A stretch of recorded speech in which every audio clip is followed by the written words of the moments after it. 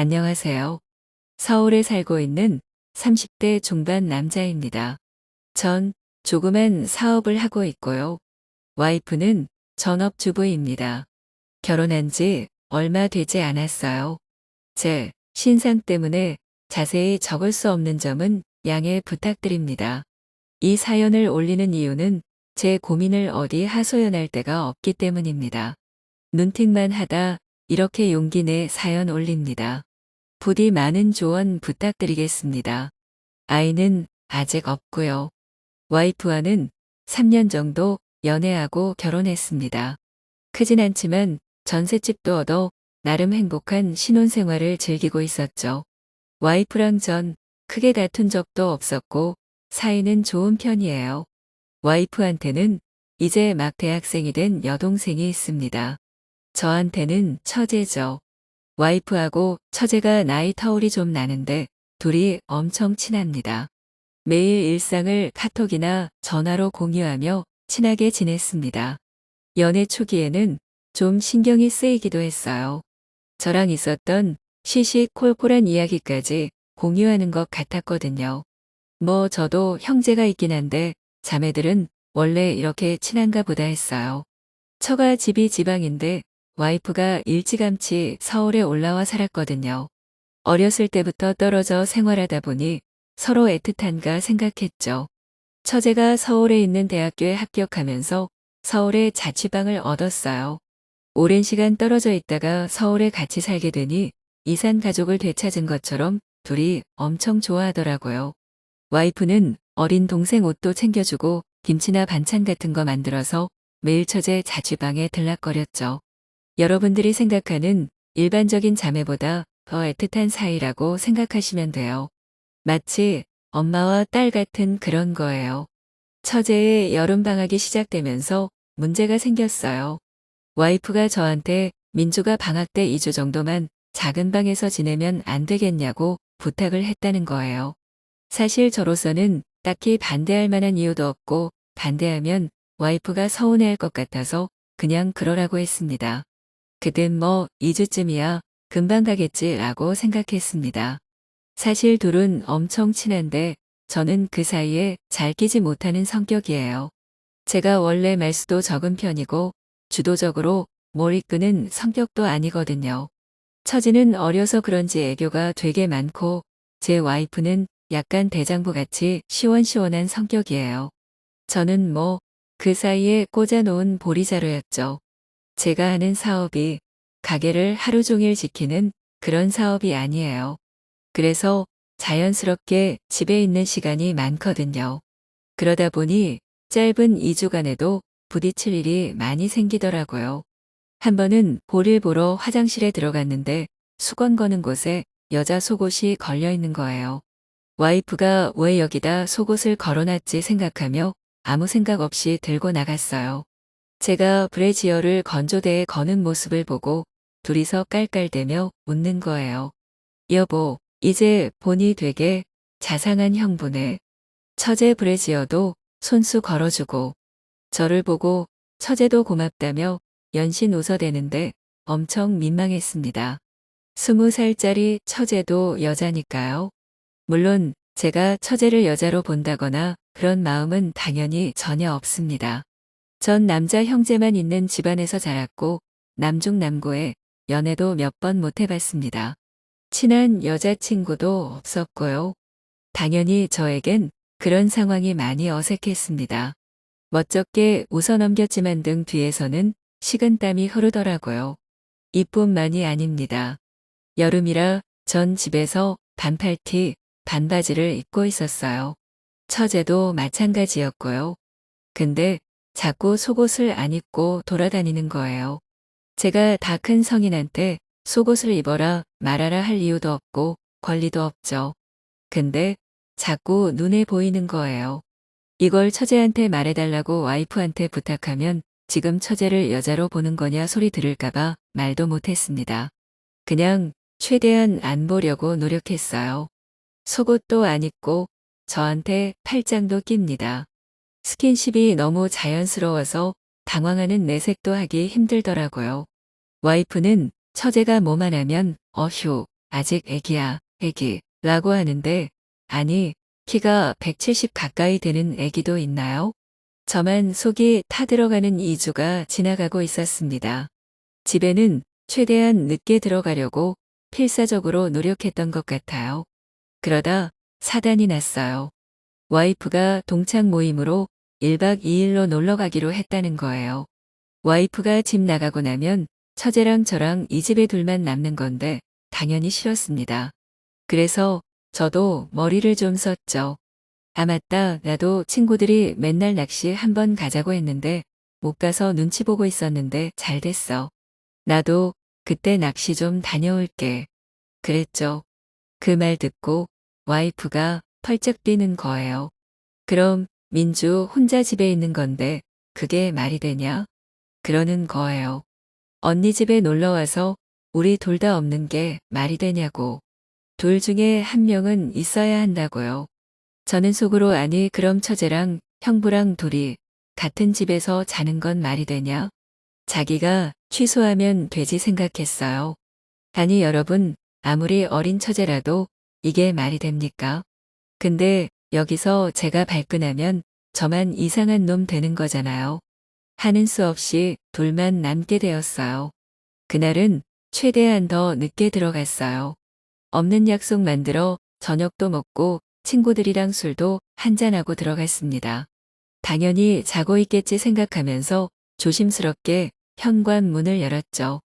참고로 저희 집 구조가 현관문을 열고 들어가면 오른쪽에 작은 방이 나오고 거실 그리고 욕실과 안방이 나오거든요. 처제한테는 그 작은 방을 내어준 상태고요. 처제가 오기 전까지 작은 방은 제가 컴퓨터 방으로 사용하고 있었어요. 와이프는 컴퓨터도 게임도 관심이 없어서 그 방은 저만의 공간이었죠. 마치 남의 집 털러 들어온 도둑처럼 작은 방을 살금살금 지나갈 때 희미한 소리가 들려왔어요. 그 소리는 제가 오랜 시간 들어왔던, 아니 제가 직박구리 파일에 몰래 소장했던 야동 속 그녀의 소리였어요. 진짜 쥐구멍이라도 있으면 숨고 싶었습니다. 30이 훌쩍 넘어 20살짜리 처제한테 야동을 들킨 겁니다. 이게 말이 되는 상황입니까? 더 큰 문제는 그 소리가 나오고 있다는 건 처제가 아직 안 자고 있다는 거고 이미 제가 현관문을 열고 들어왔다는 사실도 알고 있다는 거죠. 갑자기 방문이 벌컥 열리더니 형부, 언니 몰래 이런 거 보고 있었던 거예요? 이러면서 나오는 겁니다. 처제의 등 뒤로 저만의 비밀이었던 야동이 적나라하게 플레이되고 있더군요. 맥주캔이 몇 개 있는 걸 보니 처제도 약간 취한 것 같더군요. 하긴 맨정신에 누가 형부 보는 야동을 틀어놓고 보겠어요. 봤다고 해도 그냥 꺼버렸겠죠. 마치 제가 발가벗겨진 기분이었습니다. 저만의 판도라 상자가 이렇게 쉽게 열릴 줄은 몰랐습니다. 생각도 못하고 있었죠. 어떻게든 그 상황을 모면해 보려고 아무 말이나 둘러댔습니다. 아니, 처제 그게 아니라 총각인 친구놈이 장난으로 깔아둔 건데 있는지도 몰랐네. 형부, 걱정 마요. 언니한테 이런 얘기 안 해요. 근데 이런 취향 좋아하셨구나 하면서 위아래로 저를 훑어보며 키득키득 웃는 거예요. 20살짜리 처제한테 농락당하는 기분이 들었습니다. 처음엔 당황스럽고 부끄럽다가 갑자기 짜증이 밀려오더라고요. 술 기운을 빌려 그동안 참아왔던 이야기를 했습니다. 근데 처제, 내 물건은 함부로 손대지 않았으면 좋겠어. 뭐 언니 집이라 편한 건 알겠는데 그래도 집에서는 속옷도 좀 입어. 그리고 이렇게 형부 컴퓨터 뒤지고 이러는 건 좀 아닌 것 같다. 최대한 부드럽게 다그쳤어요. 평소에 그렇게 잘 웃고 애교도 많던 처제가 제 말을 듣고 순식간에 낯빛이 바뀌더라고요. 그러더니 갑자기 우는 거예요. 자기는 가족이라 편해서 그런 거고 집에서 할 게 없어서 맥주 마시다가 우연히 보게 된 거라고요. 그러면서 저보고 무섭다고 하는 거예요. 순식간에 저만 이상하고 나쁜 변태, 사이코 형부가 되어버렸습니다. 어떻게 해야 할지도 모르겠고 술 취한 처제한테 뭐라고 해봤자 본전도 못 찾을 게 뻔하니 그냥 무시하고 안방으로 들어가 버렸습니다. 그리고 씻고 누워서 잤습니다. 근데 충격은 가시기도 전에 더 큰 충격이 기다리고 있더라고요. 아침에 눈을 떠보니 같은 침대에 처제가 자고 있는 겁니다. 그것도 제 어깨에 손을 올리고요. 놀라서 악소리를 지르며 침대에서 굴러떨어졌습니다. 그 소리에 처제도 깨더군요. 그러더니 저한테 자기가 왜 여기 있냐는 겁니다. 아니 여러분, 제가 그걸 어떻게 합니까? 아무리 철이 없어도 그렇지 술 먹고 형부 혼자 자는 방에 들어와서 같이 잤다는 게 말이 됩니까?